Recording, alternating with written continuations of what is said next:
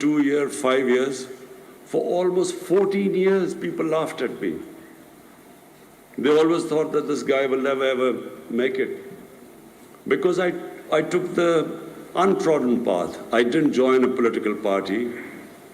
I didn't join a group of old politicians and then form a party. I started alone, with no political background, with no politicians, no established politicians, but they wouldn't join me anyway because they thought I had no chance of winning. So I started with very few people, and for 14 years, Arjuna, message for you. For 14 years I was alone, with very few people, and butt of all the jokes, and no one thought I would win. So it was the lessons I learned in cricket that helped me in politics. The key lesson is that you only lose when you give up. As long as you don't give up, no defeat cannot make you lose. It's just a way of strengthening you. There's a verse which I've always followed since I was a boy. It is one of our greatest poets wrote this little verse, which said, it refers to the eagle or to the hawk who's flying way above everyone else. And it tells the hawk, he says, "Oh hawk, don't be scared of the force of wind that hits you. It's only meant to make you fly higher. Because when you have resistance, the Almighty has made us human beings such that the moment we face resistance, if we stand up to resistance, we get stronger." We in Islam believe that the human being was made by the Almighty God, even above angels. And we in Islam believe that when Satan was banished by God from heavens, it was the reason why Satan refused to bow in front of man. While all angels bowed in front of man, Satan refused. Because he said, I'm made of fire, I'm superior to him. And God told Satan that, look, even you don't know the power I've given to man. So we have immense power, all of us have incredible power inside us. But that power will only come out when we face resistance. When we pit ourselves up against challenges, only then that power comes out. That potential, that human potential only comes out then. Problem is that somewhere along the line we give up. And that's when we lose. So the more you face resistance, the stronger you get. If you put your arm against a higher weight, your arm will get stronger. But the mind is the powerhouse. And the more you put your mind into to resist and to challenge, it just gets stronger and stronger.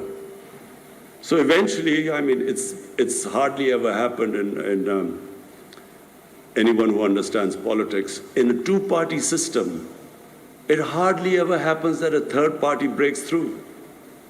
And so my party, we broke through a two-party system, two established parties, and we got more seats in the parliament than all of them.